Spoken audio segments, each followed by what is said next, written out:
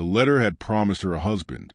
When Mei Lin stepped off the dusty train in Abilene, Kansas, in the spring of 1887, the wind whipped at her thin shawl and carried the smell of smoke and iron from the departing locomotive. Her hands clutched a small suitcase, everything she owned packed inside.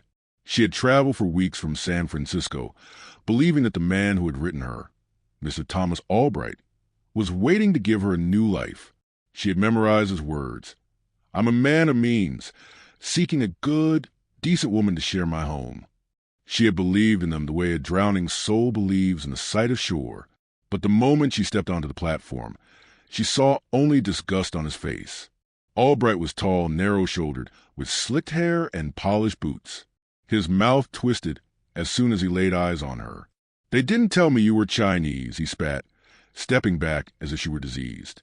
Mei Lin's lips trembled. "But you wrote me," she said softly, her accent gentle but clear. "I wrote to a woman, not—" He waved his hand sharply, then turned to the crowd gathering near the station.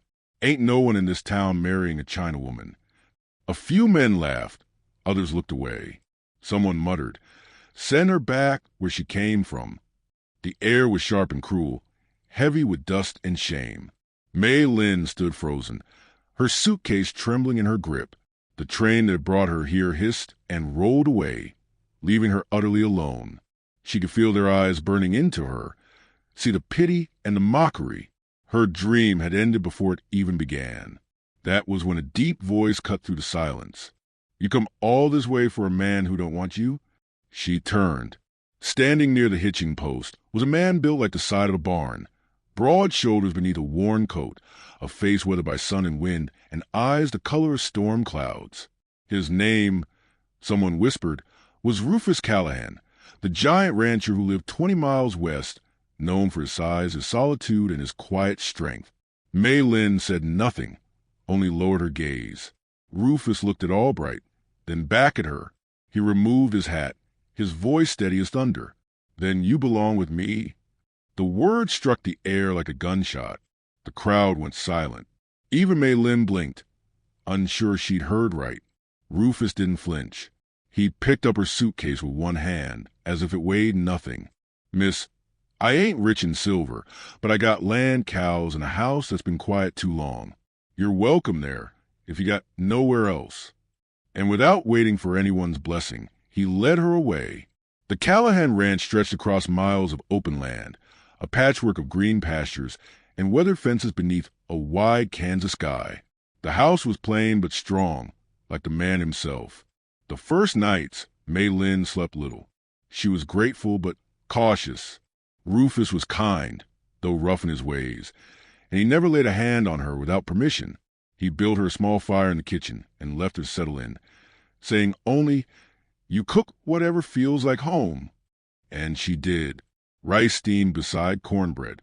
The smell of ginger began to mingle with the scent of roasted beef.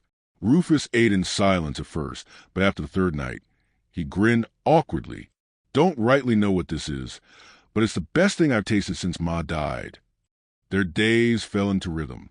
She cleaned, tended the small garden, and mended his shirts with fine stitches. He worked sunup to sundown, mending fences, rounding cattle, hauling water. But every evening, without fail, he'd bring her something: a bunch of prairie flowers, a smooth stone, a piece of sky-blue glass he'd found in the dirt. The townsfolk talked, of course. Callahan married a Chinawoman. They'd whisper, "She won't last the winter." But Mei Lin endured. She learned to ride, to milk the cows, to tie her hair with a strip of leather, so it wouldn't catch the wind. And when the first storm came, a roaring wall of dust that ripped the roof off the barn, she worked beside Rufus all night, her hands raw and bleeding, her dress covered in dirt. When dawn broke, Rufus looked at her, eyes full of something new. "You got more grit than half the men I know," he said softly. "Reckon the good Lord sent you here." Through the seasons, Mei Lin's strength and kindness changed the ranch. She planted vegetables that grew in neat rows, taught Rufus how to brew tea instead of whiskey, and healed a neighbor's child with her herbs when the doctor couldn't come. Slowly, the townsfolk's hearts softened. Women began visiting her for remedies and recipes. Men tipped their hats when she passed. They stopped calling her that Chinese woman and started calling her Mrs. Callahan. One evening, when the snow was falling soft and silent over the plains, Rufus found her on the porch, wrapped in a shawl, watching the horizon turn white. He came up behind her and placed a heavy, warm hand on her shoulder. "You still miss your old home?" he asked quietly.